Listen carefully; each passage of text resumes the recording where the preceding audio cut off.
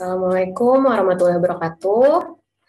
Selamat siang teman-teman semuanya. Selamat datang di sharing session and virtual training by Media Aku Tahu dengan tema materi pada hari ini yaitu Transformation and New Trend in Modern Research Methodology, Techniques, Tools, and the Importance of AI dengan pembicara Bapak Dr. Timothy Astandu, CEO dari Populix.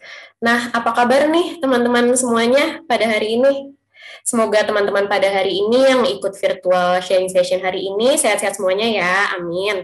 Sebelumnya perkenalkan, nama saya Ayu Rey Nuralfia dari Project Officer Media Aku Tahu, dan saat ini sebagai Agribusiness Graduate Student di IPB University. Pada hari ini, saya yang akan memandu seluruh rangkaian acara sampai selesai acaranya nanti. Selanjutnya, saya ingin mengucapkan selamat datang kepada pembicara pada hari ini, yaitu Bapak Dr. Timothy Astandu, CEO dari Populix. Selamat datang kepada perwakilan dari Universitas Bakri, Universitas Profesor Dr. Mustopo Bragama, Universitas Mahasaraswati Denpasar, Institut Manajemen Wiyata Indonesia, Universitas Pembangunan Nasional Veteran Jakarta, Universitas Dharma Persada, Universitas Singa Perbangsa Karawang, Universitas Mitra Indonesia, Universitas Pamulang, dan selamat datang kepada seluruh perwakilan dari Media Aku Tahu. Oke, kita langsung masuk aja ke sesi pemaparan materi oleh pembicara yang akan dibantu oleh rekan saya, Adi Putra Zulham, sebagai moderator pada hari ini. Kak Zulham merupakan External Relation and Corporate Secretary di Media Aku Tahu, dan saat ini sebagai Head of Program Aku Tahu Plus Knowledge Network. Kepada Kak Zulham, dipersilahkan. Halo Ayure. Halo Kak. Kedengeran Kak? Oke, terima kasih. Assalamualaikum warahmatullahi wabarakatuh. Salam sejahtera bagi kita semua. Yang saya banggakan tentunya. Mas Timothy, apa kabar Mas? Ya, baik Mas Zulham. Udah lama kita nggak ngobrol in person ya. Yes, betul. sure. Tapi it's great to be here again di acaranya Media Aku Tahu. Oke, thank you so much. Nah, teman-teman sekalian, terima kasih telah bergabung dalam virtual sharing session and training Media Aku Tahu, dan kali ini khusus kegiatan ini berkolaborasi dengan Populix. Sebelum itu, saya ingin mengucapkan terima kasih yang sebesar-besarnya kepada beberapa pihak dulu. Yang pertama adalah Profesor Sri Mulyani NS, Rektor Universitas Singa Perbangsa Karawang. Kemudian Bapak Dr. Yan Kurniawan, Rektor Institut Manajemen Wiyata Indonesia. Kemudian Dekan Fakultas Keguruan dan Ilmu Pendidikan Universitas Mahasaraswati Denpasar. Kemudian Dekan Fakultas Komputer Universitas Mitra Indonesia, Dekan Fakultas Ilmu Komunikasi Universitas Profesor Dr. Mustopo Bragama, Dekan Fakultas Ekonomi Universitas Pamulang, dan Ketua Program Studi Sistem Informasi Universitas Bakri yang telah bersama-sama kami berkolaborasi untuk mendukung acara ini. Nah, sebelum kita masuk ke acara, mungkin saya sedikit membacakan CV atau kenalan dulu lah sama Mas Timothy, tapi yakin lah nanti Mas Timothy juga akan kenalan. Tapi short introduction, Mas Timothy adalah CEO dari Populix, startup Indonesia, dan beliau ini memperoleh gelar Bachelor of Science dari London School of Economic and Political Science ya Mas ya. Kemudian memperoleh gelar Master of Science dari University of Oxford, kemudian Master of Philosophy dari University of Cambridge, and PhD from University of Cambridge. Sebelumnya, Mas Timothy sempat menjadi dosen di Otto Besem School of Management di Jerman, dan saat ini kembali ke Indonesia dan membangun startup Populix. Mungkin tidak berlama-lama, saya mempersilahkan Mas Timothy untuk start your presentation. Thank you. Ya, terima kasih Mas Zulham atas intronya ya. Really appreciate it. Mungkin ada yang boleh tolong bantu dengan slides-nya ya, karena dari tim saya katanya udah di send over juga ya. Oke, selamat siang semuanya. Once again, thank you ya ke pihak Media Aku Tahu. Really happy to be here. Dan of course terima kasih ke teman-teman semua yang udah datang join ke dalam seminar ini untuk mendengarkan saya. It's a pleasure and an honor for me to share this with you. Topik saya hari ini seperti kita diskusikan sebelumnya, itu adalah tentang the transformation and new trends in research methodology, especially on the importance of the techniques, tools, and the importance of AI. Jadi saya akan mungkin sekitar 30 menitan berbicara tentang topik ini. Boleh ke next slide? Ya, jadi ini mungkin ada strukturnya sedikit ya. Jadi, of course, supaya nanti bisa ada session Q&A, kalau ada yang mau nanya-nanya atau diskusi bareng, I'll be very happy. Pertama mungkin a bit introduction about myself dan juga Populix tentang what we do. Dan karena ini sangat berkaitan ya, kayak justru one of the main missions of Populix itu adalah untuk memajukan riset di Indonesia menggunakan teknik-teknik baru. So, it's actually part of our mission. Lalu masuk ke kontennya, pertama saya ingin diskusi maksudnya dari segi sejarahnya research method itu sendiri dan apakah ada perkembangan sejak research method itu dimulai beratus-ratus tahun yang lalu. Lalu saya juga ingin mendiskusikan, especially karena kita semua orang Indonesia ya. One of the real unique things kan memang Indonesians itu very sticky to their phones. Jadi apakah research itu harus take advantage the fact that kita semua ini setiap hari itu punya HP dan selalu sangat lengket dengan handphone kita. Dan berikutnya adalah masuk ke inti materi, which is bagaimana sih kita caranya untuk bisa menggunakan teknologi sebagai tool untuk data collection dan membuat research itu lebih cepat, lebih bagus, lebih akurat, dan lebih murah juga sebenarnya. Dan terakhir saya ingin diskusi sedikit ya tentang big data dan AI. I think ini adalah sebuah hal yang penting. Research methodology sudah terimpact sekali sebenarnya dengan big data dan AI. Dan mungkin akan saya ingin memaparkan sedikit how AI will be very important in the future. Lalu berikutnya ya saya akan coba merangkum intisari dari semua yang saya talk about today. Ya, boleh next slide. Ya, jadi introduction-nya, ya next slide please. Ini mungkin sedikit tentang saya. Tadi udah Mas Ilham kindly share juga. Sebenarnya saya ya lahir di Jakarta sampai tamat kuliah ya. Sampai tamat SMA. Lalu saya ke Inggris karena kebetulan kalau di sini juga dituliskan hobi saya sebenarnya main bola dan nonton bola. So it was a dream come true. Saya dari dulu memang fokus di research methods dan management. Saya jadi kuliah dulu di LSI di Oxford dan mendapatkan gelar dokter saya di Cambridge. Waktu itu saya kebetulan cukup beruntung untuk mendapatkan full scholarship dari Cambridge University sendiri untuk menyelesaikan di sana. Memang fokus saya di research, jadi saya hobi dan passionate about research dan itulah menjadi. Oh, sorry, saya kena mute barusan. Ya, jadi itu mungkin passion saya adalah di research dan that's one of the reasons kenapa saya membangun Populix.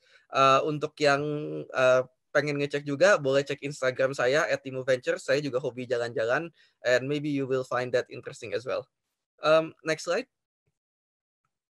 Jadi sebenarnya in a nutshell, Populix itu ya kita adalah sebuah startup yang bergerak di bidang market research and data collection. Jadi kita itu membangun teknologi, membangun infrastruktur yang menghubungkan orang yang membutuhkan research dengan orang yang menyediakan input mereka lah untuk keperluan research. Kita memiliki filosofi respondent first approach. Jadi kita pengen make sure, dan itulah sebenarnya intisari dari topik hari ini kan, bagaimana kita membuat suara responden itu sangat clear, sangat akurat, dan really focus on them. Mungkin next slide. Visi misi dari Populix, we want to create a world full of good business decisions. What we mean by this, kita merasa dengan adanya teknologi ini kita bisa membuat sebuah platform di mana research itu nggak cuma jadi service yang digunakan oleh perusahaan-perusahaan besar, tapi untuk mahasiswa, untuk seseorang yang mempunyai ide bisnis, untuk SMEs atau UMKM, mereka pun bisa menggunakan research dan harganya pun masuk affordable untuk mereka. Dan of course misi kita juga karena kita membangun pool untuk responden adalah untuk make sure semua orang itu opininya dihargai. Ketika mereka mengisi survei, ketika mereka mencobai sebuah produk, kita make sure ide-ide mereka ditampung untuk membuat produk-produk yang lebih baik. So we want to give meaning to people's voice and drive actionable insights. Next slide, please. Mungkin sedikit tentang Populix, kita ada 200.000 responden terdaftar, dan feel free kalau misalnya habis ini mau mendaftar menjadi responden Populix, tinggal ke populix.co. Kita ada sekitar 100 screening questions di 300 kota di Indonesia. Next slide, please. Mungkin ya ini saya perkenalkan diri saya juga, tapi sebenarnya di sini ada dua co-founder saya, Jonah yang lebih ke CTO, jadi dia membangun teknologinya. Eileen, CEO dari Populix, very inspiring female leader, Forbes Asia 30 Under 30. Sebelumnya juga melaunch produk minumannya sendiri yang bisa ditemukan di berbagai minimarket. So jadi kita memang bertiga ini passionate about research, passionate about data, and that's why kita membangun Populix. Dan sekarang mungkin timnya udah sekitar 50-an orang, and kita memang pengen memajukan research di Indonesia. Mungkin boleh next slide. Jadi our journey kita itu dimulai sekitar tahun 2018 kalau nggak salah, dan di awal-awal juga sempat ketemu Mas Zulham ya dari media aku tahu, makanya kita bisa partneran.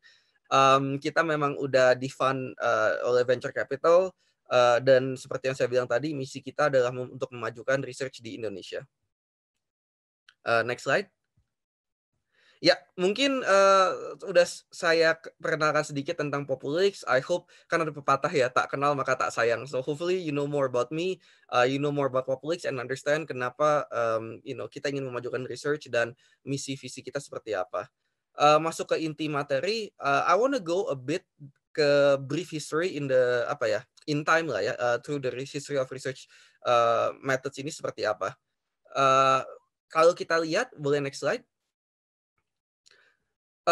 Sebelum saya masuk ke bagian sejarahnya, mungkin make sure kita benchmarking di several assumptions atau definisi research ya. Jadi yang saya maksud di sini research itu adalah ini saya ambil dari internet, strategies, processes, or techniques utilized in the collection of data or evidence for analysis in order to uncover new information or create a better understanding of a topic. Jadi research yang saya mention di sini mungkin untuk mahasiswa-mahasiswa teman-teman yang ada di sini yang seperti kalian gunakan untuk skripsi misalnya. Jadi seperti ada in-depth interview, ada focus groups, kita juga ada survei, ada CATI misalnya computer assisted telephone interview, ada computer assisted personal interview, ethnographic juga misalnya kalau ini adalah sebuah topik sosiologi ya, atau antropologi juga, lalu menggunakan case study, dan of course kalau secara level nasional ada sensus misalnya. Jadi ini research yang saya ingin obrolkan hari ini, dan tujuannya banyak. Tapi of course research itu kan bisa untuk academic research, untuk market research, atau misalnya develop a new product. Jadi ini adalah research yang kita obrolkan hari ini. Types of research, primary versus secondary. Just basic overview. Kalau primary itu yang kita kumpulin datanya langsung, jadi lewat survei IDI. Kalau secondary research itu mungkin yang kita kumpulkan lewat data yang orang sudah kumpulkan sebelumnya. Lalu ini juga type of validity, ini nanti saya mau discuss, tapi I hope teman-teman mahasiswa sekalian juga udah pernah menyentuh ini sebelumnya kali ya. Jadi internal validity versus external validity. Kalau internal validity yang saya maksud itu misalnya sesuatu yang kita bisa yakin efeknya ada. Jadi paling gampangnya kalau kita bikin studi akademik, internal validity itu misalnya kita jalankan di lab. Jadi kita panggil orang ke dalam lab kita bisa ukur benar hasilnya tuh seperti apa. Jadi kita punya strong internal validity, tapi kan kelemahannya kita nggak tahu apakah ini akan jalan di real world. Secara praktis di dunia nyata apakah ada. Kalau external validity justru kebalikannya. Kita tahu di dunia nyata itu udah ada efeknya, tapi apakah kita punya a lot of control? What we mean by control is secara metodologi, apakah kita bisa kontrol a lot of different things, secara responden mengisi dan segala macam. Jadi ini kan semacam debat ya, apakah kita bisa memiliki internal validity dan external validity at the same time. Dan itu mungkin salah satu tujuan Populix untuk menggunakan teknologi untuk bisa mendapatkan internal dan external validity yang baik. Mungkin ke next slide. Jadi kalau misalnya kita melihat sejarah survei ya, pertama kali survei dibikin itu atau kuesioner dibikin tuh di tahun 1838. oleh the Statistical Society of London. Jadi yang poin saya di sini sebenarnya ini, kita kan bicara tentang bagaimana research methods ini akan maju. Tapi kalau kita lihat, sebenarnya survei itu tuh udah ada beratusan tahun. Dan at the same time, mungkin ya survei itu tetap aja survei. Saya menanyakan sesuatu, ntar ada responden yang isi. Yang berubah tuh sebenarnya apa sih? What has really changed? Yang berubah itu sebenarnya cara orang mengisinya. Kalau dulu misalnya, mungkin pertama kali survei dibikin itu kuesioner itu secara lisan. Kita ada interviewer menanyakan pertanyaan, nanti dibantu isi. Setelah itu menjadi pen and paper kan. Kita bikin formulir, nanti kuesioner ini kita print, kita fotokopi 300 lembar. Mungkin teman-teman mahasiswa juga masih ada yang begini untuk membuat skripsinya, lalu kita sebar ke orang. Setelah ada pen and paper, lalu ada masa di mana orang itu udah mulai mengisi lewat laptop atau misalnya lewat tablet. Jadi udah dibantu sedikit dengan teknologi. Jadi sebenarnya yang saya ingin beritahu ya, maybe one of my points adalah metode research itu biasanya sih sama-sama aja. Like, I mean kita nggak usah reinvent the wheel kan. Yang namanya survei mungkin beratusan tahun lagi masih survei. Tapi what will change adalah bagaimana sih cara kita administer the data collection that we need gitu. Mungkin next slide. Nah, bagaimana kayak tadi kan contohnya ada tentang pen and paper ya, lalu kita udah mulai isi dengan tablet. Bagaimana dengan inovasi-inovasi terbaru misalnya? Ini yang saya tunjukin di sini adalah Instagram polling. Sebenarnya Instagram polling ini apakah itu kita bisa hitung nggak sih sebagai cara research? Ini kan banyak ya, jadi mungkin kita buka website, kita buka Facebook, kita buka Instagram, kita bisa bikin quiz, kita bisa bikin polling. Sebenarnya ini, is this a form of research methods? Mungkin kalau misalnya kita balik ke diskusi tadi yang tentang internal external validity, ya sebenarnya kalau kita hitung ini sebagai research, external validity-nya sangat valid ya, karena ini kan dunia nyata, kita sebar ke semua orang. Tapi of course internal validity-nya agak low kan, karena internal validity-nya kita mungkin nggak tahu siapa yang mengisi atau informasi tersebut hanya ada di Instagram. Mungkin kita cuma dapat summary respondennya, kita juga nggak bisa mengontrol gimana cara orang mengisi polling tersebut. So I just want to emphasize kalau misalnya research itu ya pasti sama aja.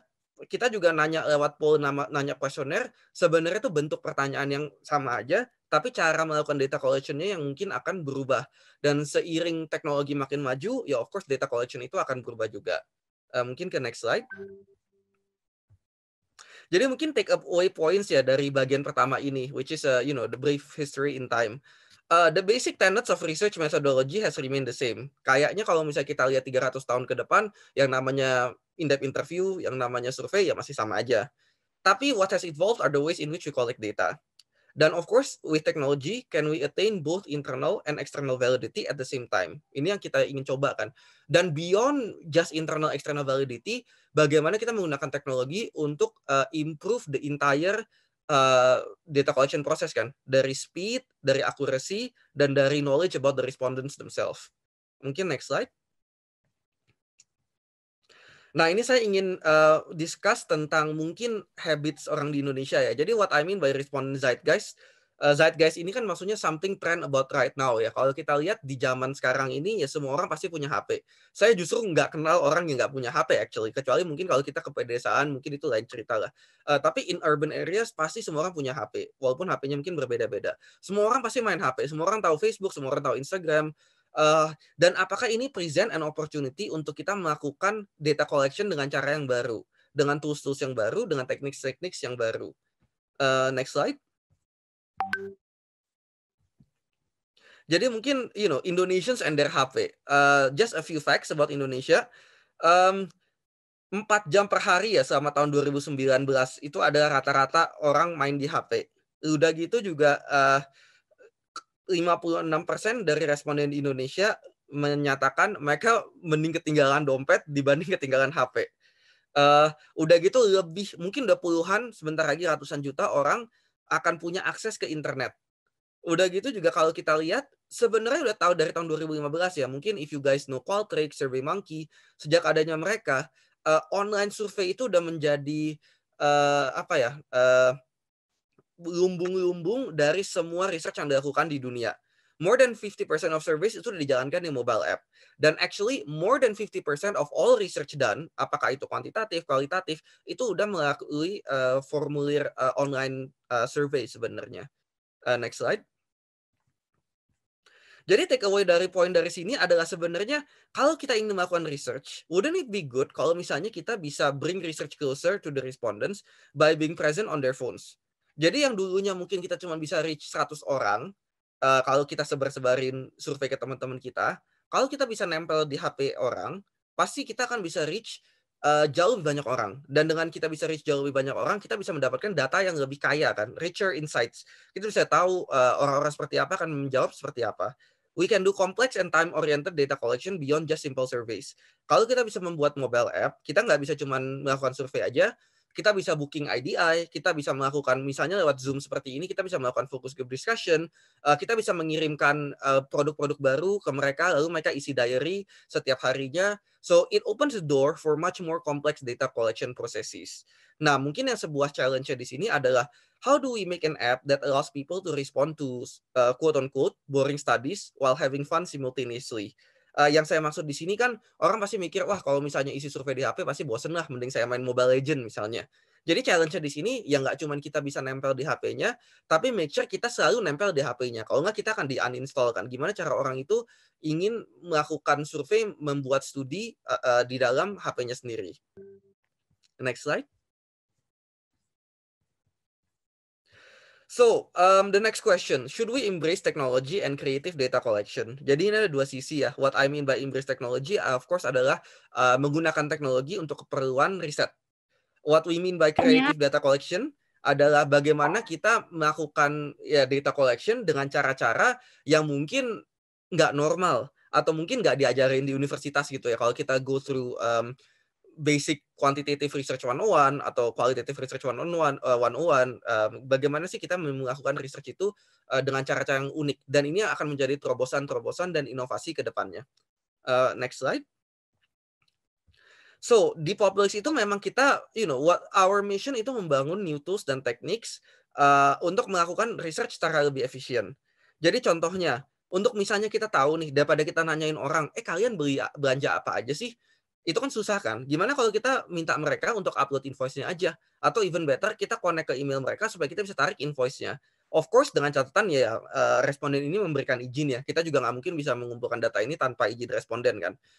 So it's a much simpler way. Jadi ini bisa menjadi lebih efisien, responden nggak harus isi survei satu-satu, tapi data ini bisa terkumpul. Lalu juga bagaimana kita bisa tahu sih kalau responden itu mengisi jawabannya secara konsisten atau enggak misalnya, atau apakah mereka mengisi data diri mereka dengan baik misalnya. Ini kan sesuatu yang sangat penting kan. Kalau saya balik ke pertanyaan saya earlier about internal external validity itu kita capai dengan melakukan research di real world. Tapi kan kelemahannya kita punya limited control tentang apa yang kita ketahui tentang respondennya. Tapi dengan tools-tools seperti ini, walaupun kita melakukan research-nya di real world, kan kita jadi tahu lebih banyak juga tentang respondennya. Mungkin dengan level of control yang sama, kalau kita menjalankan survei ini di computer lab misalnya. Jadi salah satu inovasi yang kita bangun misalnya ada PopScore. PopScore ini nge-track semua jawaban-jawaban responden yang dia pernah isi sebelumnya to see if it makes sense. Misalnya ada seorang yang mengaku jawab gaji dia 20 juta sebulan. Tapi dari jawaban-jawaban yang lain mungkin kita merasa, oh kok kayaknya ini nggak nyambung ya dengan someone yang mungkin income-nya 20 juta. Misalnya dari segi tempat dia tinggal atau jumlah expenditure dia, tempat dia belanja dan segala macam. Jadi dia akan mendapat skor-skor. Lalu kan tiap kali dia bisa mengisi survei, kita juga bisa melihat konsistensi jawabannya kan. Dan ini yang kita bisa cek. Dan finally, ini yang menurut saya akan menjadi inovasi besar di research ya ke depannya. Yang boleh saya katakan tuh semacam credit scoring untuk kredibilitas responden. Sama seperti kita ada credit scoring kalau di fintech kan. Kalau di fintech itu credit scoring untuk mengetahui apakah orang ini layak untuk meminjam uang atau enggak, untuk membuka sebuah fasilitas kartu kredit atau enggak, menggunakan credit scoring ini. Tapi sama dengan responden. We feel kalau kita bisa mengetahui kredibilitas responden, itu akan menjadi sebuah tool yang sangat baik untuk mengontrol kualitas data dari survei atau riset tersebut. Next slide. Jadi ini mungkin juga, ya. Halo, ada yang nanya question ya barusan? Oh, nggak ada ya? Oke, saya lanjutkan ya. Ya, silakan Mas. Ya, jadi ini juga mungkin sebagai bagian dari new tools dan teknik ini, What is important tuh sebenarnya bagaimana kita streamline sih dan melakukan quality control of the data dari awal sampai terakhir. Ini kan mungkin kelemahan research atau metode research yang kita miliki selama ini kan. Kalau misalnya kita isi survei itu melalui pen dan paper misalnya. Ya kita mana tahu kalau misalnya kita sebarin 100 survei. Ada aja orang bisa ngambil 100 lembar, duduk di bawah pohon, dia isi sendiri. Itu kan something yang kita don't know dan itu menjadi kelemahan. So I'd say one of the big paradigm atau misalnya sesuatu yang sangat penting untuk going forward ini adalah bagaimana kita bisa kontrol semua aspek dari data collection ini. Jadi kalau di Populi kita bagi menjadi 3 ya, dari segi pre-questionnaire sebelum mendesain questionnaire-nya, dari segi data collection sendiri, dan terakhir dari segi responden. Mungkin responden saya udah sentuh di sebelumnya dengan pop score tadi ya, jadi kita bisa tahu apakah mereka akurat, kedalamannya, connectedness-nya, ID card mereka, bank account mereka kita juga bisa kontrol. Kalau saya mundur dari segi data collection misalnya, untuk mengukur convex alpha, I think it's pretty standard ya. Apalagi untuk mungkin ada teman-teman mahasiswa yang anak-anak psikologi, kalau kita measure convex alpha itu kan quite standard.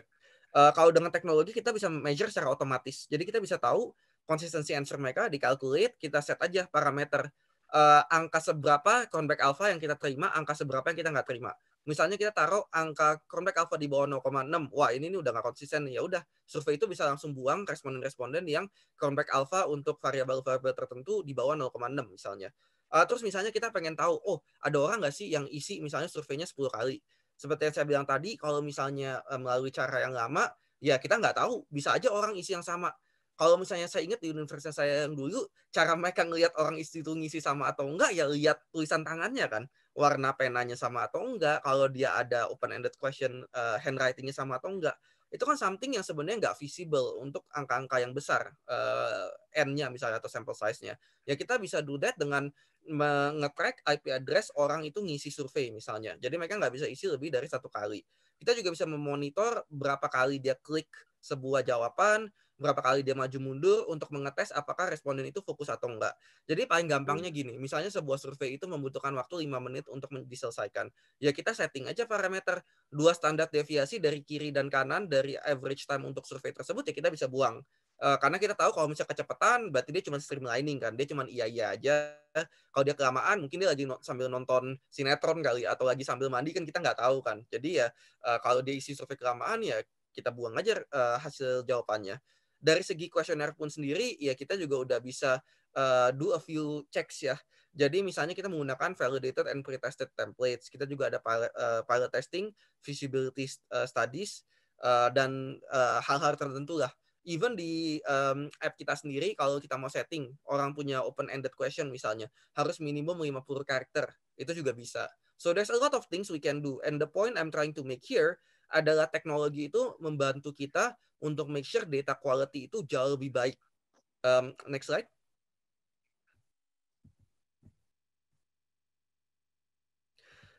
Jadi ini contohnya juga seperti tadi. Ini udah kali ya tadi kayaknya ada sorry, boleh mundur 2 slide nggak ya? Saya pengen lihat bedanya. Oh iya, sorry, oke, ada perbedaan. Ya, jadi yang mungkin di slide ini tuh kita bisa menggunakan 2 hal yang tertentu.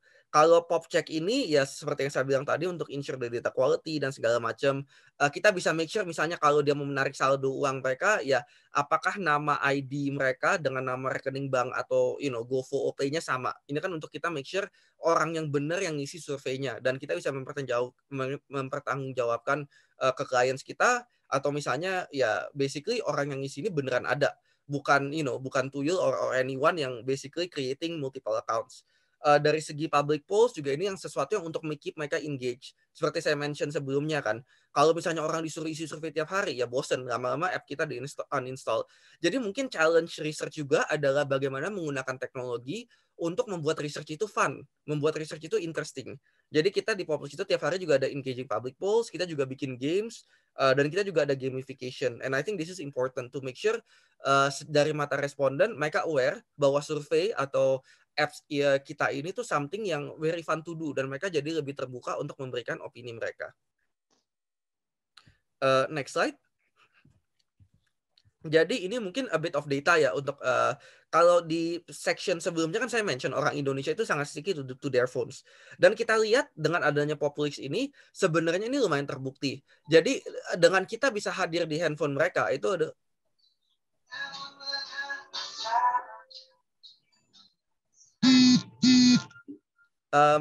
ya boleh.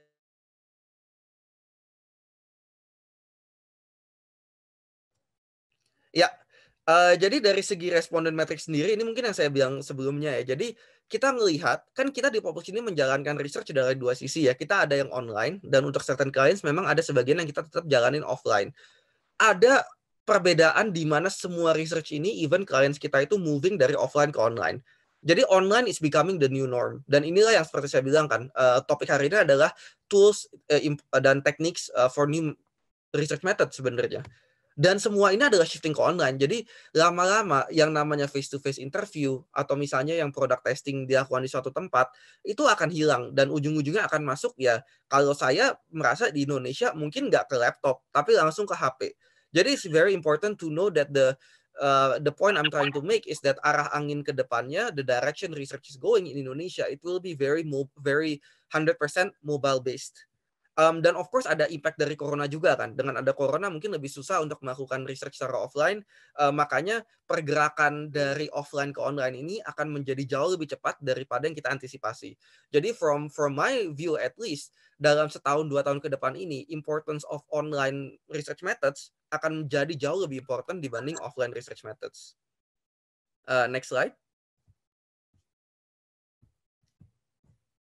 Ya, dan ini mungkin creative data collection ya, yang seperti I implied before. Ini yang saya berikan contoh di sini adalah top of mind research. Mungkin buat teman-teman mahasiswa ada yang aware top of mind itu basically kalau misalnya saya tanya orang merek soft drink apa yang paling terkenal, tanpa memberikan mereka bantuan, mereka akan nyebutin merek, misalnya merek A, merek B. Terus kalau misalnya kita kasih merek tertentu, nanti mereka bilang, oh ya, saya tahu loh merek ABC, tapi saya nggak pernah dengar merek D misalnya. So this is called top of mind research. Kalau traditional way itu kita ya harus nanyain satu-satu dengan adanya unaided, dengan adanya aided dan segala seterusnya. Itu kan sebenarnya time consuming dan sangat bosen buat responden. Gimana sih kita bisa bikin menggunakan teknologi untuk membuat metode research ini jadi jauh lebih fun. Jadi salah satu inovasi yang kita build di Populix and we're very proud of this adalah kita bikin game aja. Jadi PopQuest ini sebenarnya nih mirip banget dengan Family 100 if you know. Family 100 kan kita tanya 100 orang dan what do you think? The basic tenets of this itu sangat sama dengan top of mind research. Jadi instead of membuat mereka mengisi sesuatu survei yang bosen, kita suruh mereka main game, tapi at the same time jawaban mereka itu bisa kita saring menjadi top of mind research sebenarnya. Jadi ini ada inovasi ke depan yang saya bilang. Gimana menggunakan teknologi untuk membuat something yang fun supaya responden pengen isi, tapi at the same time being available on the app for them. Nah, ini adalah salah satu solusi kita atau salah satu contoh lah. Kita banyak contoh sebenarnya, tapi mungkin yang paling gampang dicerna adalah yang game Family 100 ini, yang kita call it PopQuest. If you download the app, you can play this game. Next slide. Dan mungkin seperti saya mention earlier ya, one of the most important missions of Populix kan making research accessible for everyone. Jadi dengan adanya teknologi, kita bisa membuat research itu nggak cuma jadi sesuatu yang dipakai oleh perusahaan-perusahaan besar. Kalau misalnya kalian tahu market research itu usually ongkosnya sangat besar. Misalnya brand health tracking, merek-merek terkenal yang ada di supermarket itu pasti bayar ratusan juta sampai miliaran untuk melakukan brand health tracking. Tapi dengan adanya teknologi, kita kan bisa cut middleman kan. Kita nggak perlu ada orang di lapangan yang intercept orang di supermarket, yang intercept orang di minimarket. Kita semua sudah punya respondennya on the pool itself. Jadi kita bisa cut cost, kita bisa cut the time. Dan ini juga pasti make research more available to everyone. Harganya jadi terjangkau buat UMKM, buat teman-teman yang punya ide bisnis, dan buat mahasiswa juga. Dan I think this is one of the importance of technology. New tools-nya ini adalah dengan ada pool of respondent. Jadi teknologi yang kita bangun yang sangat penting adalah memiliki this valid pool of respondents. Dan contoh yang paling gampangnya, kenapa teknologi ini penting? Jadi kalau kita misalnya butuh research dan kita misalnya harus melakukan research tentang ikan-ikannya, bukannya kita butuh research lalu kita pergi ke kolam kita mancing ikannya, tapi kita udah ada ikan-ikan di dalam kolam tersebut. Jadi every time we need to do research ya kita bisa langsung jalanin di dalam pool tersebut, which creates the efficiency and the economies of scale. Mungkin next slide. Jadi takeaway points dari the last few slides ya. With technology, we can make research bigger, faster, cheaper, and with better data quality. More complex, more fast, everything lah. We can understand much more about the respondents behind each study too. Jadi yang seperti saya maksudkan, mungkin kelemahan research belakangan ini, survei methods-nya ya kita cuma tahu jawaban dari survei tersebut. Tapi kita tahu very little about siapa yang ngisi, dan sementara the intersection atau the interplay between siapa yang ngisi dengan jawaban mereka itu sebenarnya sangat penting. Kita bisa tahu banyak banget insights dari hal tersebut.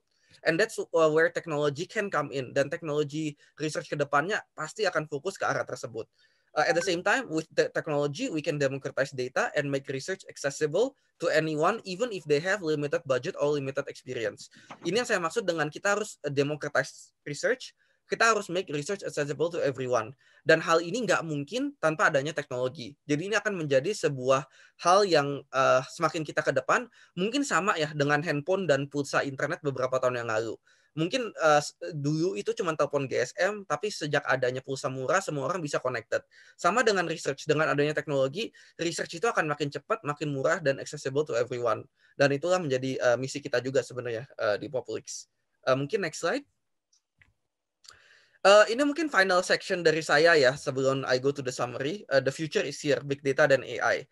Kalau kita ngomong teknologi, especially data dan research, nggak mungkin kita nggak mention lah big data dan AI. Tapi mungkin yang saya ingin diskusin di sini adalah, kan kita sebenarnya sebagai teman-teman mahasiswa juga kalau jalanin skripsi pasti tetap harus jalanin kuantitatif research, kualitatif, isi survei, interview orang, dan segala macamnya. Apakah ini akan menjadi irrelevant in the next few years?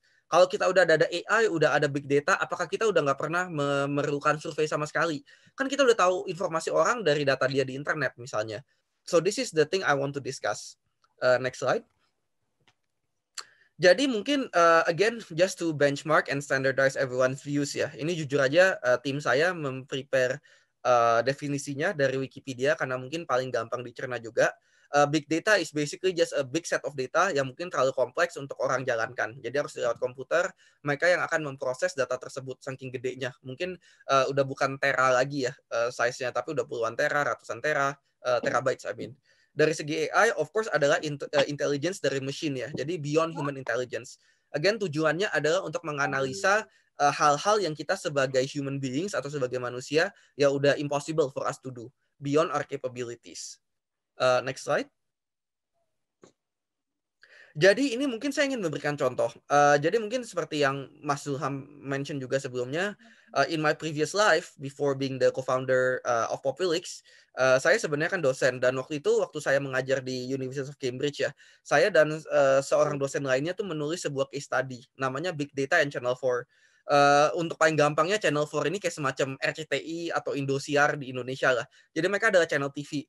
Dan di sana itu di Inggris di tahun 2013 ini ada perbedaan di mana bukan perbedaan ya, ada perubahan konsumsi di mana orang itu udah nggak nonton TV analog, dia nggak sambil makan malam secara as a family nonton TV, tapi masing-masing individu jadi nonton lewat laptop, lewat HP, dan this creates the interesting challenge kan for the TV channel. Jadi waktu itu saya dan dosen ini menulis case study yang sampai sekarang masih dipakai oleh anak-anak MBA di Cambridge. Mungkin kalau ada yang interested bisa ketik sih judulnya Big Data in Channel 4, dijual di The Case Center ya. Next slide please. Jadi contoh yang saya berikan ini adalah seperti saya bilang tadi, saya nge-track sejarahnya TV channel ini dari tahun 2010 sampai 2013, perubahan dari terrestrial television towards digital content. Dan ada exponential growth di antara orang yang make nonton streaming services. Karena ini kan menjadi ada big data kan. Nah ini yang menjadi interesting challenge-nya nih. Orang kalau nonton TV analog, kita nggak bisa tahu banyak tentang hal dia. Contohnya, Nielsen Measurement Service. Kalau di Indonesia, kita misalnya mau tahu orang nonton Liga Dangdut atau gimana, Nielsen itu actually tempelin semacam alat di TV-TV mereka untuk mengukur. Tapi dengan adanya orang menonton streaming service, itu kan pasti di-collect datanya. Tiap kali dia login, kita jadi tahu orang itu nonton apa sih, nonton jam berapa sih, habitnya seperti apa. Hasilnya seperti apa? Data ini di-collect menjadi sangat tajam. Kita bisa jadi tahu rekomendasi apa yang untuk diberikan ke mereka. Contohnya kalau sekarang teman-teman ada yang subscribe ke Netflix atau ke View, misalnya kita nonton satu drama Korea, pasti langsung drama-drama Korea lainnya direkomend kan, seperti itu. So that's the importance of big data. Jadi again, seperti yang saya udah hint sebelumnya, big data ini allow something yang to be done automatically. Nggak mungkin secara manusia kita bisa rekomend satu-satu, tapi mesin yang melakukannya. Dan my other point is that ini bisa menjadi sebuah source of competitive advantage. Kalau satu perusahaan bisa tahu sesuatu yang lebih dalam dibanding company lainnya, dia bisa menggunakan informasi tersebut untuk make good business decisions. Dan ini bisa dimonetize dan sebagainya. Monetization-nya gimana? Contohnya di case Channel 4 ini, ya dia bisa mentargetkan iklan-iklan yang lebih akurat. Jadi kalau misalnya orang nonton TV Channel A misalnya, atau show program A, show program ini adalah acara anak-anak, ya kita bisa tampilkan iklan anak-anak untuk responden tersebut atau untuk penonton tersebut kan. Sama seperti kalau kita nonton YouTube sekarang, pasti sebenarnya semua iklannya itu udah tailored for us gitu. Jadi inilah importance of big data dan AI. Semua ini done automatically, dan very complex calculations ya in the back end untuk mengeluarkan hasil yang bisa boleh dibilang real time. Itu kan sesuatu yang important kan.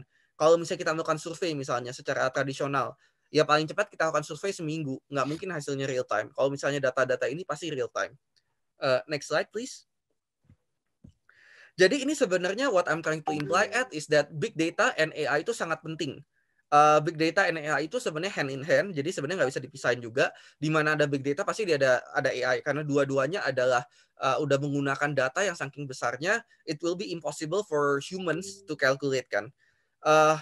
Why I specifically mention the case study yang dari 2010-2013 juga, karena sebenarnya ini udah been around for a while. Udah bukan hal yang sangat baru sebenarnya. Kita udah mengalami era big data dan AI. Tapi kenapa research itu masih tetap hidup? Kenapa kita masih ada primary research? Kenapa kita tetap bangun populis, melakukan survei, dan tetap melakukan qualitative research misalnya? Karena sebenarnya we feel these two things to hand in hand. Jadi untuk mengetahui sesuatu secara sangat holistik, kita akan perlu data-data besar seperti AI atau big data. Dan at the same time, kita akan tetap perlu nanyain orang. Jadi anggapannya gini, contoh paling gampang ya. Big data dan AI itu mungkin memberikan kita gambaran helicopter view. Sesuatu yang sangat kompleks lah. Kompleksitinya kita nggak bisa lawan. Tapi ada certain things yang kita nggak mungkin bisa tahu dari data set tersebut. Kita tetap akan selamanya harus tetap nanya orang. Misalnya, kalian tuh paling demen apa? Rasa es krim apa? Vanilla, coklat, segala macam. Mungkin dari past history-nya, big data bisa calculate. Secara statistically, rasa es krim paling sering apa yang kita beli. Tapi kan going forward mungkin rasa kita atau preference kita akan berubah kan. Nah, hal-hal ini yang nggak mungkin bisa mungkin bisa dipredik to a certain extent, tapi nggak 100%. Dan karena itu primary research akan tetap ada. Dan inilah yang saya maksud di sini. AI is important for a few reasons. Pertama, yang real time immersive research. Kedua, yang seperti saya bilang tadi, kita bisa predict actually. Dan prediction ini dari dua sisi ya. Kita bisa predict something yang respondent do, tapi at the same time kita juga bisa predict, dan ini important for us as researchers. Kalau misalnya researcher lain setelah nanya pertanyaan A, dia nanya pertanyaan B. Kadang-kadang kan kita juga lupa kan. Kita cuma ingat nanya A, tapi kita lupa nanya B. Nah, AI ini bisa rekomend. Jadi ini salah satu yang kita lagi develop. Kalau orang bikin kuesioner di Populix, dia udah nanya pertanyaan A, kita tahu nih, oh banyak orang yang nanya pertanyaan B loh. Kita juga bisa suggest, kalian mau nggak sih nanya pertanyaan B, maybe related to you, to your research gitu. Dan di Populix sendiri pun kita juga udah memakai AI contohnya. Seperti yang saya bilang kan, it is done for tasks yang mungkin terlalu kompleks for humans. Jadi contoh paling gampangnya adalah upload KTP. Upload KTP nggak mungkin lah kita hire 30 orang cuma untuk ngecek KTP. Tapi dengan adanya image recognition, kita bisa langsung tahu, satu, informasinya itu benar atau enggak, KTP itu asli atau enggak, dengan kita cross check ke Dukcapil. Dan kedua, apakah nomor KTP ini pernah dipakai atau enggak. Ataupun itu misalnya ini editan dari Photoshop atau segala macam. Jadi ini memudahkan sekali, dan efeknya apa? Efeknya kita nggak harus hire orang, kita jadi lebih murah, dan secondly, kita bisa guarantee ke researcher bahwa internal validity dari studi ini tuh jalan, karena dari segi identitas kita bisa make sure these respondents are real. Next slide.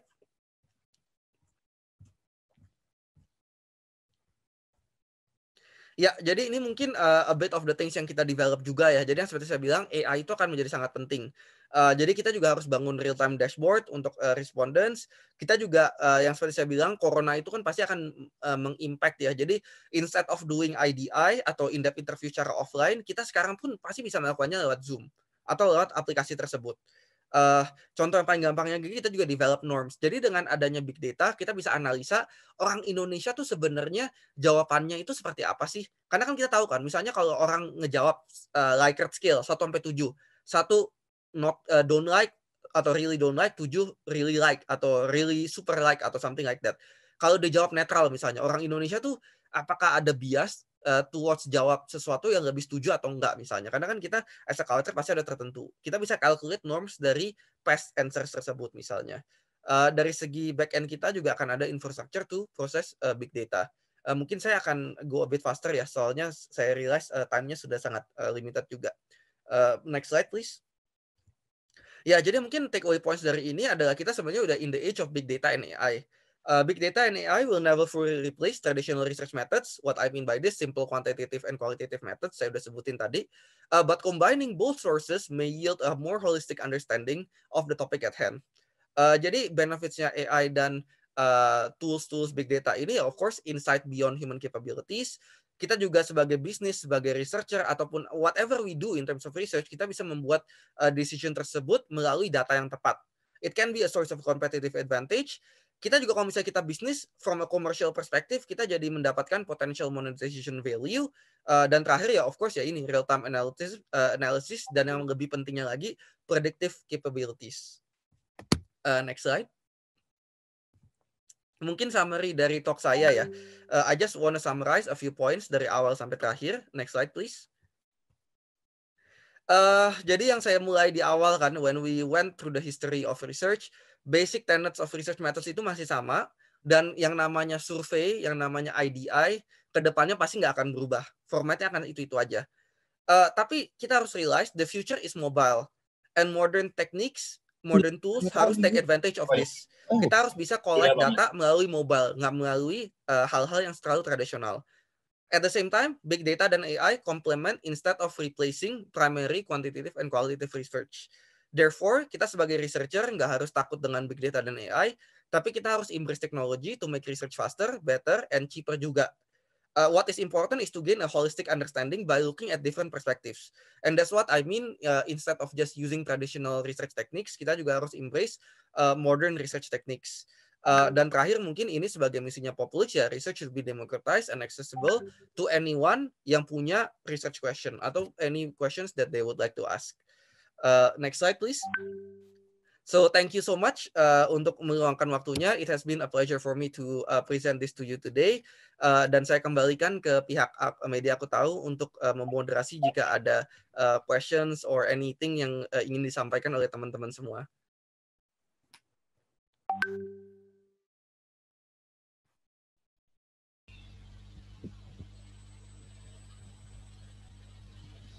Okay, thank you so much Mas Timothy atas very good presentation for us. Oke, untuk mempersingkat waktu juga mungkin ada beberapa pertanyaan. Boleh raise hand kalau misalnya ada yang ingin bertanya secara langsung. Tapi mungkin kita ingin menjawab satu pertanyaan dulu yang sudah masuk dari Denpasar, Bali. Kalau Populix ini aman nggak ya? Gimana tanggapan Bapak terkait ini? Ini lebih ke gimana sih untuk menjamin keamanan data dari para responden? Oke, ya mungkin saya jawab ya secara singkatnya sih sebenarnya kita comply dengan ESOMAR. Jadi kita itu udah ngikutin standar internasional. Jadi itu pun sesuatu yang sangat important for us. Beyond that juga research kita itu, karena kan kita banyak ngejalanin research universitas actually. 30% klien kita tuh universitas dari Eropa dan Amerika. Dan maybe you know in Europe itu mereka memiliki standar namanya GDPR, data protection. Jadi kita udah mengikuti proses-proses data collection dan security dan confidentiality yang standar internasional lah. Oke, thank you so much. Oke, lebih banyak beberapa pertanyaan terkait dengan keamanan data. Oke, ini pertanyaannya yang mungkin lebih kita perlu jawab. Kira-kira kalau Populix ini untuk research-nya bisa diakses semua kalangan, nggak khawatirnya orang-orang tua lansia susah mengakses gitu. Kalau misalnya mungkin dia respondennya pada usia-usia tertentu gitu Mas Timothy. How to solve this problem?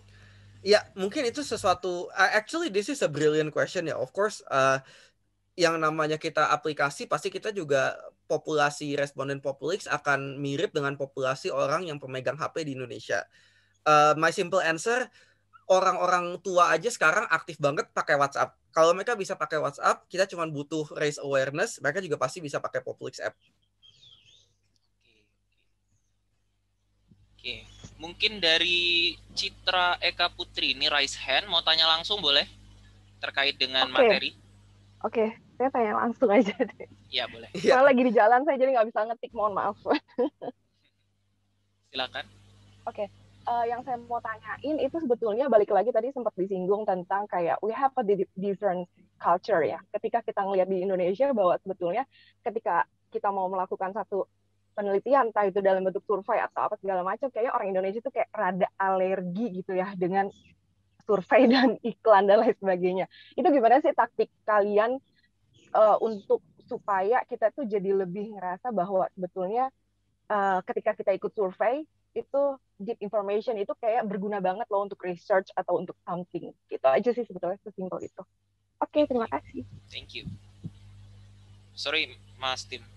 Oh iya, sorry. Nggak apa-apa. Thank you for the question. I think that's a really good question. Kita ada 2 taktik sih. Yang pertama, ya di app kita sendiri itu kita harus menjadi fun. Ya seperti tadi dibilang kan, maksudnya kalau misalnya appnya bosen, pasti kita di uninstall. Makanya kalau bisa untuk research kita itu, pasti kita akan bikin game misalnya. Jadi kita nggak nanya mereka sebagai format pertanyaan yang bosen, tapi sebagai game.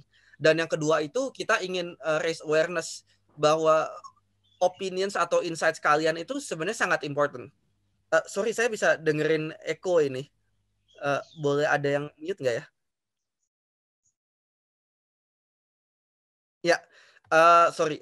Ya, second part itu ya kita dengan raise awareness of course. Jadi maksud saya gini, mungkin orang Indonesia itu ya seperti tadi kan ada preconception, saya nggak bilang semuanya, tapi ada yang merasakan, oh ngapain saya isi survei lah, nggak ada gunanya juga. Tapi kan sebenarnya kita bisa memberikan mereka intrinsic reward kan. Jadi selain misalnya reward secara finansial untuk isi survei, kita tuh bisa bilang ke mereka juga, sebenarnya input kalian tuh sangat dihargai loh. Input kalian yang kalian isi survei ini itu menjadi bahan untuk hal-hal yang sangat penting, sehingga besok ketika kalian ke minimarket, itu input kalian yang menyebabkan size botolnya seperti apa, packagingnya seperti apa, shelf arrangement-nya seperti apa. Contoh yang paling gampang, salah satu klien Populix itu adalah sebenarnya movie house. Jadi dia itu bikin film-film lah ya di Indonesia. Tiap bulan itu dia jalanin survei, poster mana yang harus dipakai. Jadi kalau misalnya kalian menyuarakan suara kalian, next time kalian ke bioskop dan melihat poster tersebut, itu tuh hasil voting kalian. Jadi impact-nya tuh ada in the real world. Jadi dari ada 2 sisi tadi ya. Jadi untuk membuat sesuatu itu lebih fun, dan kedua, kalian tuh bisa ngelihat impact-nya in the real world. Oke, menjawab ya, Kak. Terima kasih. Oke, thank you. Thank you so much. Mungkin ini ada beberapa pertanyaan yang lebih spesifik ke isu research-nya ya, lebih ke transformasinya gitu. Kalau menggunakan teknologi itu kecenderungan penentuan teknik samplingnya seperti apa, kemudian standar signifikansi dan standar error dari hasil penelitiannya itu akan berubah dari penelitian yang konvensional menggunakan paper based atau bagaimana? Very good question ya. I think ini something yang kita semua masih pelajarin. Sebenarnya jujur aja kalau di academic research, apalagi kalau kita mau publish di jurnal ya. Halo? Oh ya, maybe I can continue. Ya kalau misalnya kita mau, especially kalau misalnya mau publish dan mau tulis di jurnal. Waktu saya masih kuliah itu, waktu saya masih menyelesaikan dokter saya, itu semua tuh anti banget dengan online research misalnya. Tapi ternyata ada beberapa paper yang udah mulai tembus ke jurnal-jurnal yang paling prestigious lah di bidang saya waktu itu manajemen. Dan waktu itu mereka menggunakan sebuah platform yang namanya Amazon MTurk. Dulu tuh MTurk tapi dibeli Amazon. Jadi namanya sekarang Amazon MTurk. Dan yang mereka itu simple to us. Nah, seperti yang saya bilang tadi sih sebenarnya, isunya itu adalah kalau secara tradisional, pasti kan kita kalau misalnya di bidang saya ya, misalnya saya harus melakukan research itu 2 kali. Satu yang ada internal validity-nya, satu yang ada external validity-nya. Jadi mungkin saya lakukan satu survei di lab, terus saya ke perusahaan, misalnya ke supermarket, saya jalanin studi saya di sana. Dapat dua-duanya, kalau hasilnya klop, saya bisa publish. I think with technology we can do it in one time. Nah, tapi memang itu sih, saya nggak bisa ngejawab pertanyaan secara spesifik, misalnya kayak standar deviasinya berubah berapa. Karena to be honest, ini sebenarnya something yang juga kita masih get going along ya. Jadi masih ada perubahan banyak lah. Saya belum bisa jawab kayak spesifiknya seperti apa. Tapi kalau kita lihat common sense-nya, we do hope dengan adanya teknologi ini, actually itu jadi lebih better dibanding conventional methods. Kayak seperti saya tadi singgung juga, misalnya kalau dari segi pen and paper survey misalnya, dengan adanya teknologi ini kita bisa remove certain worries tentang respondennya siapa. Apakah ini responden bayangan, responden hantu atau enggak. Kalau teknologi kan kita bisa make sure.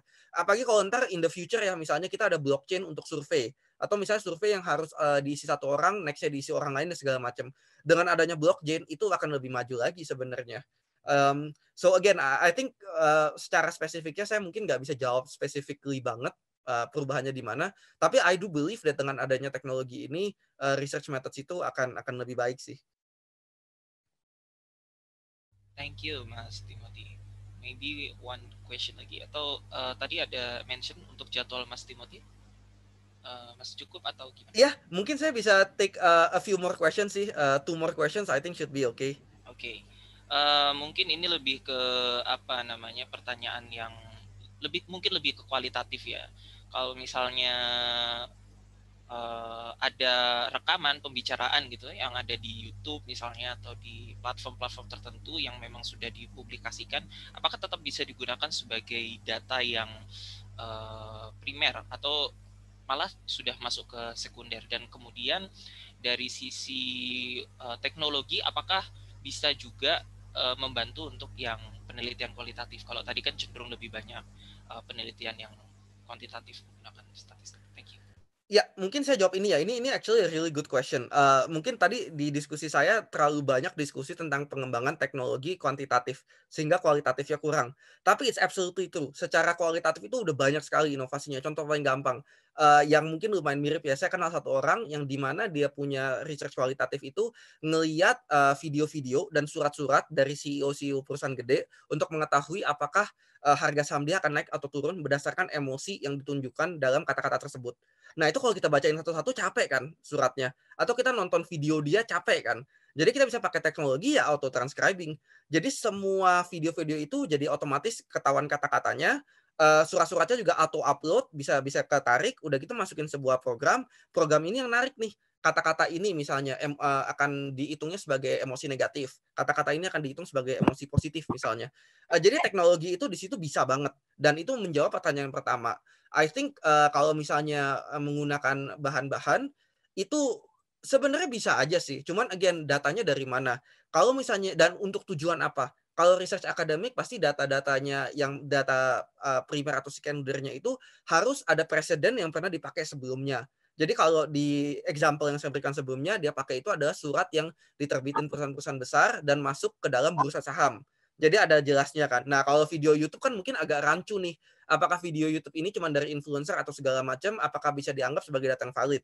Tapi kalau memang tujuannya mengetahui influencer, ya silakan aja. I think that's very fair gitu kan. Sama misalnya kita menggunakan Wikipedia. Kalau misalnya di dunia akademik pasti banyak orang yang mungkin nggak terlalu setuju dengan penggunaan Wikipedia. Tapi ada kegunaan-kegunaan tertentu di mana mungkin Wikipedia itu juga oke gitu. Jadi I guess itu sih dari segi kualitatif banyak sekali. Dari segi transcribing, dari segi FGD online juga, semua itu udah bisa jalankan online misalnya kualitatif. Interview udah nggak harus face to face. Dan ya bisa banget sih digunakan untuk keperluan research. Okay, thank you, Mas Timothy. Maybe one question or two question more, okay? Ya, please. Oke, mungkin ini lebih ke tadi kan memang kita fokuskan kepada bagaimana penggunaan teknologi, kemudian juga artificial intelligence dalam research gitu. This is a disruption for traditional method. Kira-kira ada nggak sih maybe residu atau efek samping kalau misalnya kita menggunakan teknologi sebagai cara untuk mempermudah kita memperoleh data? Apakah benar-benar akan sevalid yang di conventional method gitu? Padahal ya di conventional method juga pasti validitasnya juga pasti harus diuji juga gitu. Ya, itu excellent question. Jadi mungkin saya rasa yang apa namanya, ya dengan adanya teknologi ini pasti ada plus minus lah ya. Plusnya kan yang saya sebut tadi, mungkin bisa lebih cepat, lebih murah, dalam certain cases pasti jauh lebih akurat, tapi of course ada minusnya.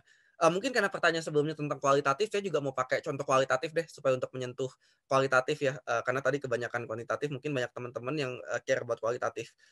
Misalnya residunya, paling gampang kita pakai FGD online.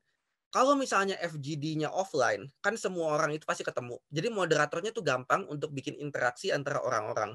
Dan antara semua responden di dalam fokus group tersebut, mereka pun bisa ngobrol satu sama yang lain. Tapi yang kalau kita notice, begitu kita pindahin FGD ini menjadi online, eh, interaksi antar responden itu berkurang. Jadi yang malah banyak kan ada interaksi antara moderator dan responden. Jadi one to one interaction gitu. Interaction natural antara responden ke responden itu nggak ada karena mereka nggak ketemu kan. Mereka nggak ketemu in person, nggak ada perkenalan.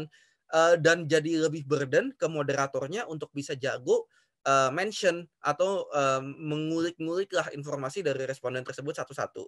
Jadi itu mungkin ada minusnya. Of course teknologi itu nggak bakal solve everything lah. Kita kan juga masih di awal-awal pergerakan teknologi ini. Masih banyak sekali hal yang harus di-fix gitu.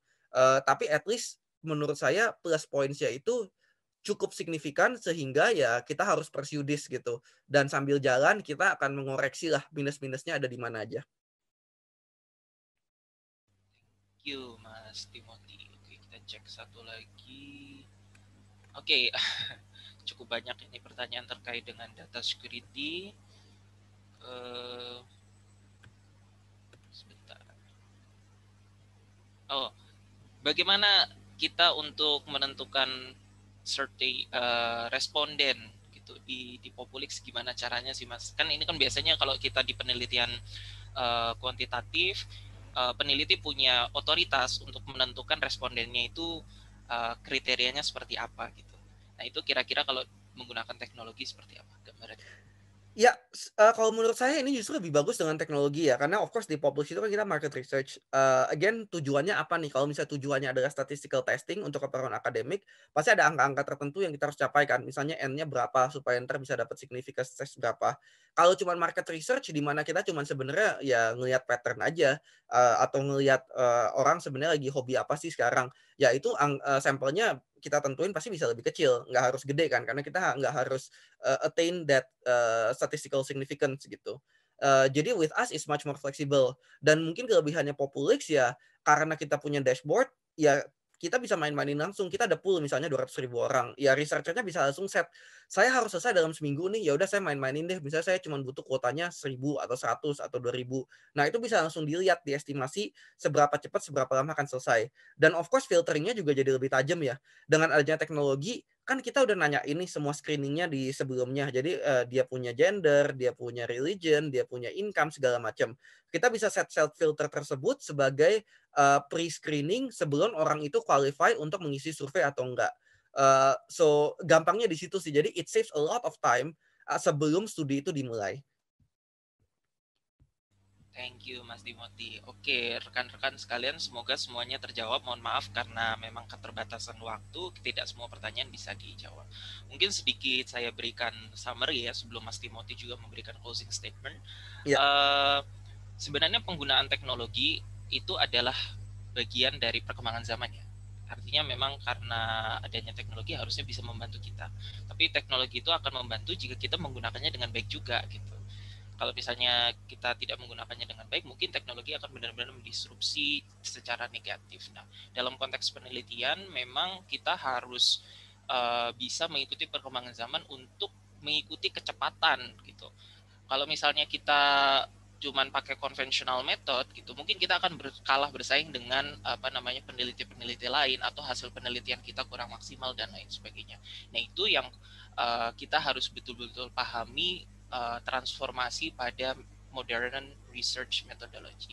Nah, Populix ini hanya sebagai salah satu platform saja yang bisa membantu kita menggunakan teknologi untuk penelitian, terutama pasti kalau mahasiswa di tugas akhir ya, tugas akhir mau skripsi, tesis, maybe disertasi juga bisa. Gitu. Mungkin dari Mas Timothy ada closing statement maybe? Ya, mungkin saya ingin menambahkan itu sih, saya setuju banget ya. Mungkin teknologi itu something yang inevitable lah. Pasti semua orang akan pakai, tinggal tergantung apakah dipakai dengan baik atau enggak. Sebenarnya kalau dipikir-pikir kan lumayan mirip dengan misinya Aku Tahu juga kan. Media itu pasti ada selalu, tapi bagaimana media positif itu bisa lebih maju dibanding media-media yang menyebarkan hal-hal negatif. Jadi sama lah dengan kita juga menggunakan teknologi, tapi ya kita menggunakan teknologi untuk research dengan hopefully yang digunakan dengan research yang positif gitu. Thank you Mas Timothy. Mungkin selanjutnya kita foto bareng dulu bertiga, saya host sama Mas Timothy untuk angkat tangan sebelum kita masuk ke sesi part 2 dari tim Populix.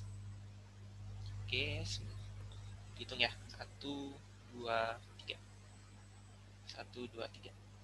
Terima kasih Mas Timothy atas pemaparannya.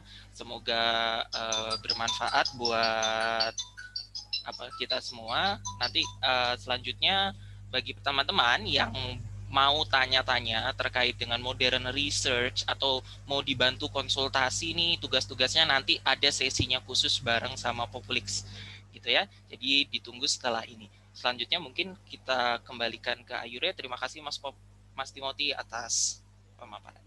Ya, terima kasih banyak teman-teman dari Mas Zulham, teman-teman dari Aku Tahu, dan semua teman-teman yang udah hadir. Really appreciate it. Saya pamit dulu ya. Terima kasih.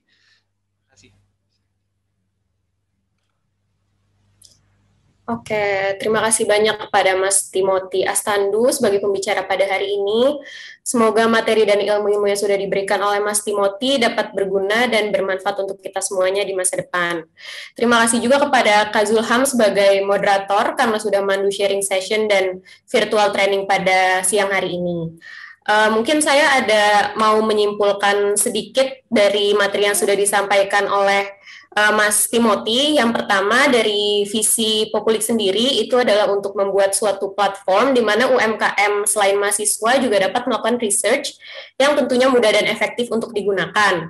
Yang kedua juga dijelaskan tentang internal validity dan external validity. Untuk internal validity itu merupakan sesuatu yang kita yakini ada efeknya, namun kelemahannya kita belum tahu apakah internal validity itu dapat berjalan di real world atau tidak. Sedangkan untuk external validity itu merupakan kebalikan dari internal validity. Lalu poin terakhir untuk tujuan dari Populix itu adalah agar internal validity dan external validity dapat berjalan bersamaan atau at the same time.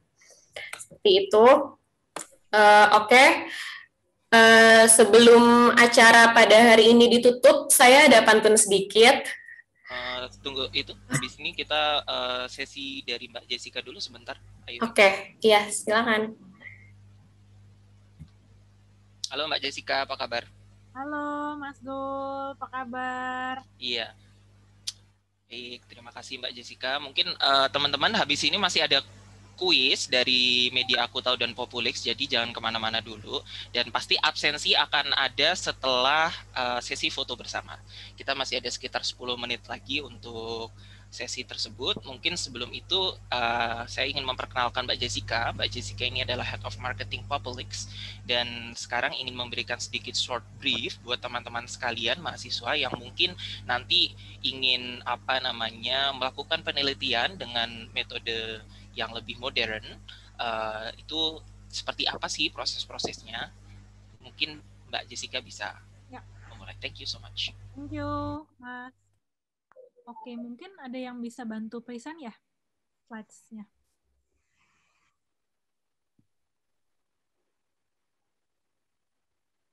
Bentar ya.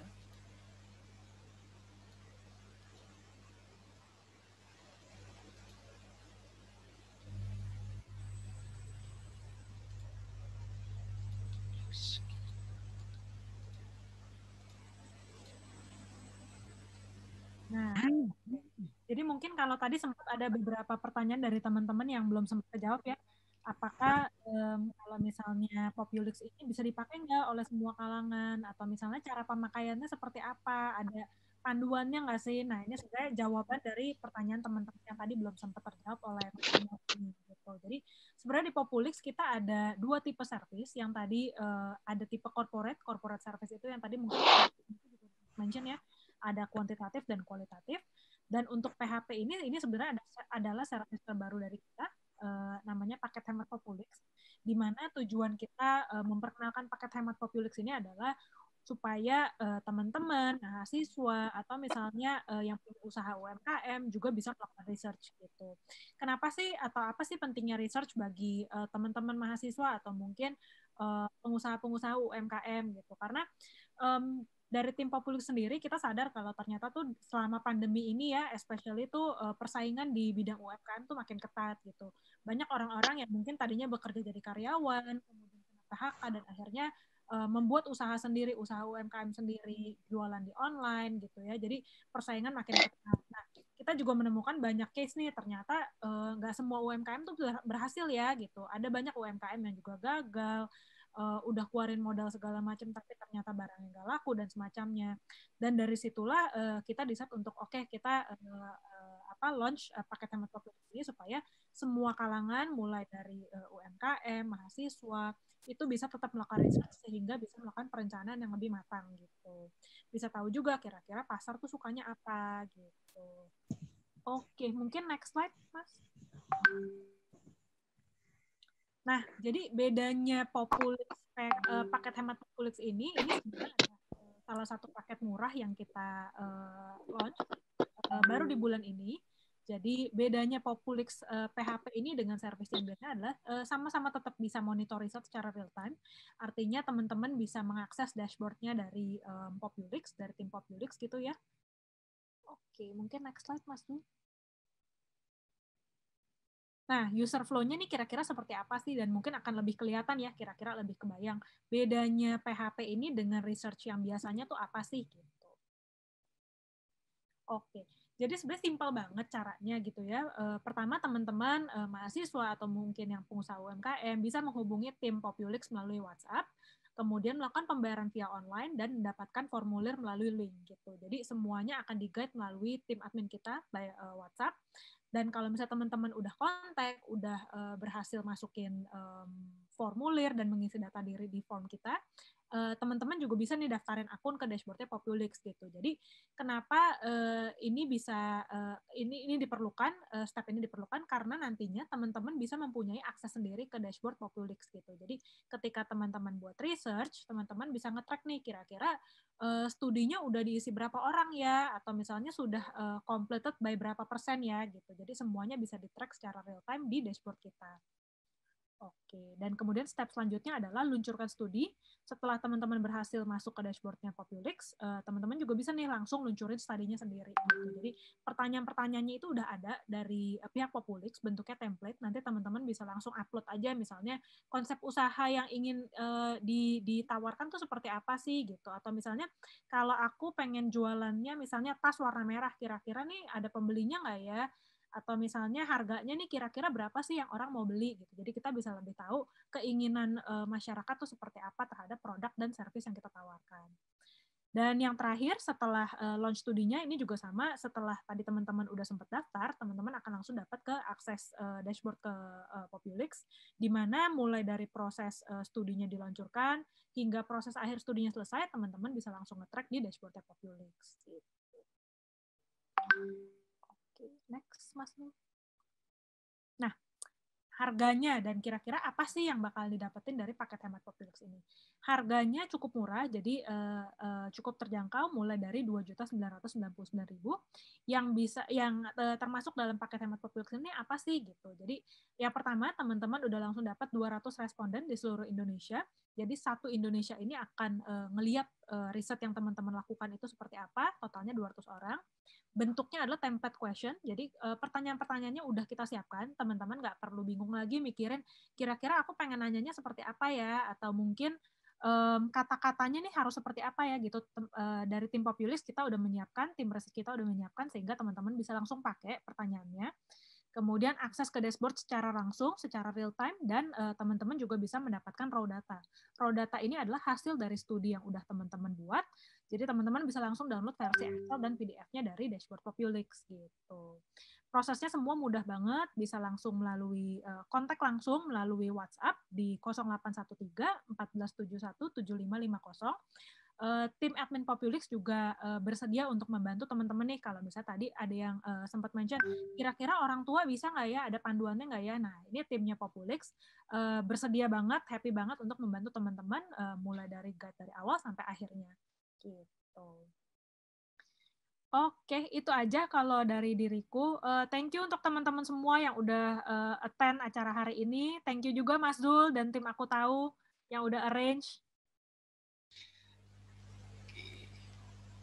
Thank you Mbak Josika atas penjelasannya. Dan teman-teman sebenarnya ini lebih ke kita tuh coba mengintroduksi kepada mahasiswa bahwa ketika terjadi hambatan ketika melakukan penelitian kuantitatif, mau pakai survei, nah bisa menggunakan platform digital atau pakai teknologi. Nah, ketika itu nanti kalian bisa menyusun kira-kira responden yang kalian inginkan seperti apa, kemudian nanti bisa disesuaikan dengan platform Populix misalnya. Nah, setelah itu nanti kalian baru bisa melakukan penelitian, gitu ya. Sebelum tutup, kami mengucapkan terima kasih kepada seluruh kolaborator, terima kasih juga untuk Populix dan juga rekan-rekan sekalian yang sudah hadir. Mungkin nanti akan ada kegiatan-kegiatan lanjutan yang akan berlangsung, mungkin juga di kampus rekan-rekan sekalian. Saya kembalikan ke Ayuri. Terima kasih. Oke, terima kasih Kak Zulham. Sebelum acara pada hari ini ditutup, mungkin saya ada pantun sedikit nih. Jalan-jalan ke Cikini. Di Cikini beli ketupat. Kita akhiri sharing session pada siang hari ini. Semoga mendapat ilmu yang bermanfaat. Semoga teman-teman semua sehat selalu, stay safe and stay healthy teman-teman semuanya. Terima kasih. Wassalamualaikum warahmatullahi wabarakatuh.